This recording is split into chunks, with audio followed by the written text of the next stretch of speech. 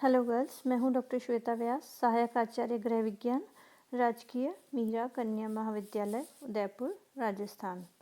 और हम community health में पढ़ रहे थे डिजीज़ के बारे में। कम्युनिकेबल डिजीज़ जो हैं, संक्रामक रोग हैं, उनके बारे में पढ़ रहे थे। और उसमें हम पढ़ चुके थे पहले डिप्थीरिया और पर्ट्यूसिस या वूपिंग कफ, और तीसरा है ये टिटेनस। मैं इन तीनों को एक साथ इसलिए ले रही हूँ क्योंकि इन तीनों का टीका जो है DPT के नाम से जाना जाता है, जो कि दिया जाता है बच्चों को, तो जिससे कि प्रतिरक्षण होता है। इसके बारे में हम आगे पढ़ेंगे। तो सबसे पहले ये जान लें कि टिटनेस क्या है। टिटनेस जो है ये बैक्टीरिया से होने वाला एक गंभीर संक्रमण है जो कि मांसपेशियों में दर्द करने वाली ऐंठन पैदा करता है और इससे मृत्यु भी हो सकती है। टिटनेस जो है बैक्टीरिया से होने वाला एक ऐसा संक्रमण है जो कि तंत्रिकाओं पर असर करता है। इस लाइलाज संक्रमण को टीके से आसानी से रोका जा सकता है, यानी कि वैक्सीन से रोका जा सकता है, लेकिन डॉक्टर से जांच कराना ज़रूरी होता है इसमें, मतलब बीमारी हो जाने के बाद।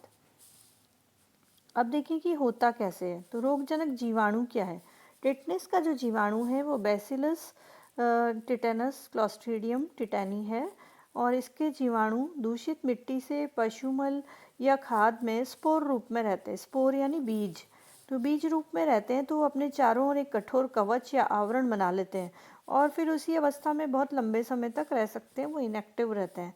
लेकिन जैसे ही चोट लगती है हमें और वहाँ पर मिट्टी जिसके अंदर स्पोर्स हैं या फिर जो दूषित मिट्टी है उसके साथ साथ वो प्रवेश कर जाते हैं शरीर में, और जैसे ही वहाँ पर नमी और गर्मी मिलती है, उसको उपयुक्त वातावरण मिलता है, तो ये जो उसका खोल है वो हट जाता है और वो सक्रिय हो जाते हैं और फिर लाखों की संख्या में शरीर में रक्त में फैल जाते हैं।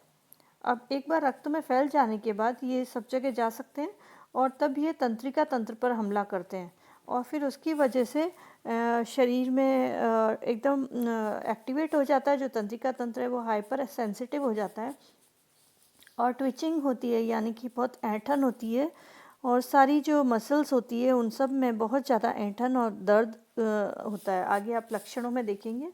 लेकिन ये 50 से 80% मामलों में घातक सिद्ध होता है, जो कि आप देखिए कि कितनी बड़ी परसेंटेज है कि जितने जैसे 2 आदमियों को लगी तो उसमें से एक जने को की डेथ हो सकती है। इतना ज़्यादा ये खतरनाक है टिटेनस बाकी और बीमारियों की कंपैरिजन में।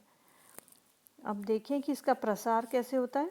तो जैसे कि मैंने कहा, आपको चोट लगने से या सर्जरी होती है और उसमें इक्विपमेंट अगर कंटामिनेटेड है या फिर अस्वच्छ प्रसव है, यानी कि प्रसव के समय ध्यान नहीं रखा गया, क्योंकि वो भी एक तरह से घाव खुल जाते हैं उस समय। तो उस समय में अगर गंदी रुई काम में ले ली गई है या औजार गलत काम में ले लिए गए जिसमें मिट्टी लगी है या जंग है और साफ़ नहीं है, तो ऐसे समय में ये रोग होने की संभावना रहती है। जंग लगी ब्लेड अगर काम ले ली जाती है, गाँव में ब्लेड से भी नाल काटी जाती है और इस तरह का काम में लिए जाते हैं इक्विपमेंट्स जो कि पुराने होते हैं कई बार। तो अगर वो साफ़ नहीं हैं, धार नहीं दिए हुए हैं और उस पर अल्कोहल से साफ़ नहीं किया है, तो उससे रोग होने की बहुत ज़्यादा संभावना रहती है। अब उद्भवन काल देखा जाए, यानी कि चोट लगने के 8 से 10 दिन के अंदर अंदर इसके लक्षण प्रकट होते हैं, यानी कि जब तक सारे जर्म्स अंदर चले जाते हैं, कीटाणु अंदर चले जाते हैं, तंत्रिका तंत्र पे इफ़ेक्ट करते हैं, तब जा कर के इसका असर दिखने में आता है। और संक्रामक अवधि देखी जाए तो संक्रामक नहीं है, एक आदमी से दूसरे आदमी को नहीं होता है, ये डायरेक्ट चोट लगने से, ब्लड में जाने से ही ऐसा होता है। और लक्षण देखे जाएँ तो बहुत ही दर्दनाक है ये। मांसपेशियों में संकुचन होते हैं, बहुत ज़्यादा कॉन्ट्रैक्शंस होते हैं, विशेष रूप से जबड़े और गर्दन में। और अगर गर्दन और जबड़े में कॉन्ट्रैक्शंस होते हैं तो सांस लेने की क्षमता में ये हस्तक्षेप हो सकता है और इसकी वजह से ही अंत में मौत हो सकती है, क्योंकि जो सांस की नली है वहाँ पर भी कॉन्ट्रैक्शन हो जाएंगे तो जगह नहीं बचेगी सांस लेने की। और लोगों को इस तरह से अनुभव होते हैं, लोगों ने जो बताए हैं।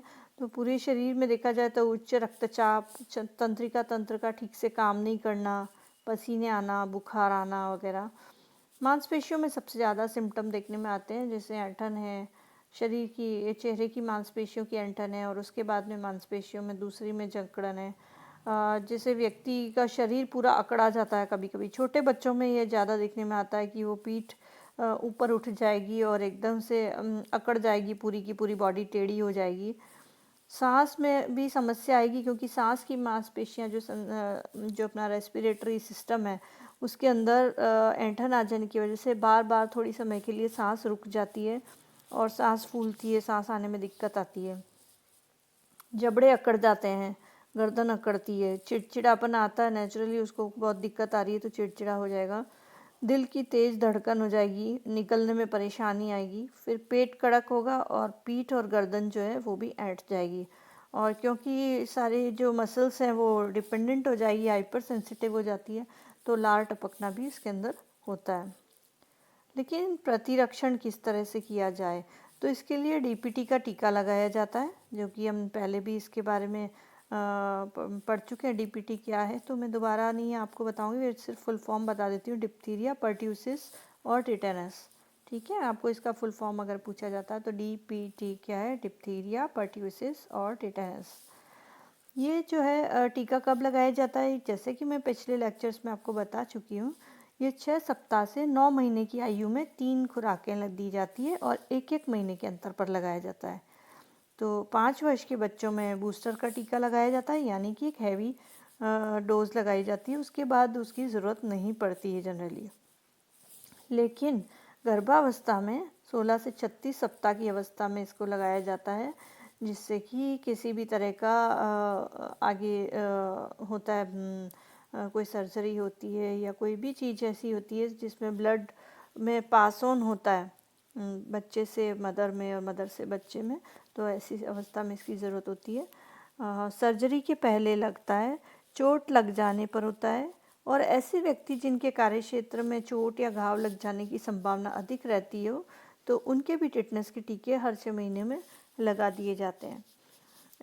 और निवारण और देखभाल देखा जाए तो यानी कि आप क्या कर सकते हैं अगर ऐसा चोट लग जाती है, सॉरी इसमें गलत लिखा है, घाव नहीं घाव है। तो चोट लग जाने पर घाव को तुरंत साफ़ कर देना चाहिए और धूल मिट्टी आदि हटा देनी चाहिए। अच्छी तरह से साबुन से साफ़ कर दें तो अच्छा रहता है, पर अगर साबुन नहीं लगा सकते हैं तो आयोडीन के घोल से साफ़ कर देना चाहिए और इससे ये रोग नहीं होगा। अगर आपने तुरंत ही इसको साफ़ कर दिया है, आयोडीन या स्प्रिट से साफ़ किया है, तो ये चांसेस बहुत कम हो जाते हैं टिटनेस होने के।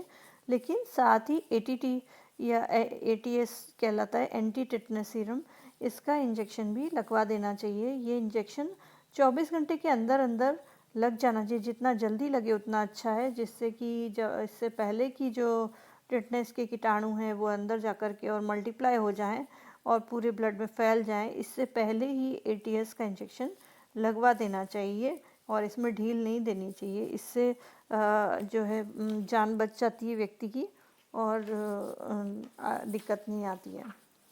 तो इस तरह से आप देख सकते हैं कि इसके अंदर कैसे हम टिटनेस से बचा सकते हैं।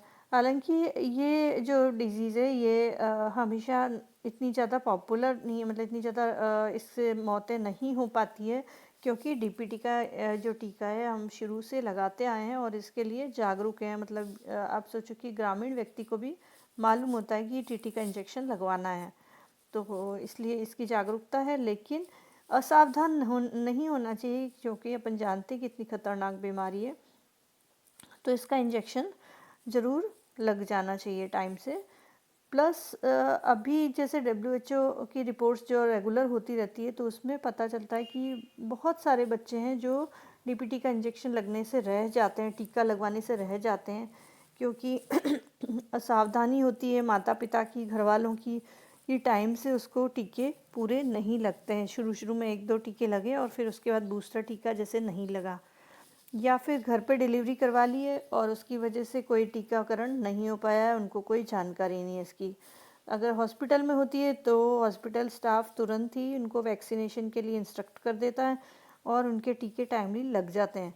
लेकिन अगर ऐसा नहीं है, घर पे डिलीवरी करवाई है और उन्होंने ठीक से उसके ऊपर ध्यान नहीं दिया है, तो ऐसा हो सकता है कि बहुत सारे बच्चे टीके लगने से रह जाते हैं, और जो कि उनकी ज़िंदगी के लिए बहुत ही ख़तरनाक हो सकता है। इसके अलावा अब मैं आपको इसके लिए असाइनमेंट भी इसमें बता देती हूँ, बाकी इंस्ट्रक्शंस में भी आपको दे दूँगी मैं व्हाट्सएप पे बड़ी। लेकिन असाइनमेंट में यही है कि पहले तो आप इसके नोट्स बना लीजिए और एक वैक्सीनेशन चार्ट बनाइएगा। मैं उसका बाद में आपको फिर से चार्ट बताऊंगी, लेकिन आप एक चार्ट बनाइए जिसमें जो जो मैं आपको बता रही हूँ कि इसके निवारण के लिए क्या क्या किया जा रहा है। तो एक टेबल बनाइए, जितने मैंने पॉइंट्स बताए वो सब पॉइंट्स एक टेबल के अंदर डाल दीजिए, जिससे कि आपको याद करने में आसान हो जाएगा। जैसे कि कौन सी डिसीज़ है, पहला कॉलम बनाइए, दूसरे कॉलम में बनाइए कि उसका कारण क्या है, संक्रामक है या नहीं है, संक्रामक है तो उसकी अवधि क्या है, उद्भवन काल क्या है, फिर प्रसार का साधन क्या है, और बचाव और प्रतिरक्षण कैसे किया जा सकता है, देन और एक और लक्षण क्या है।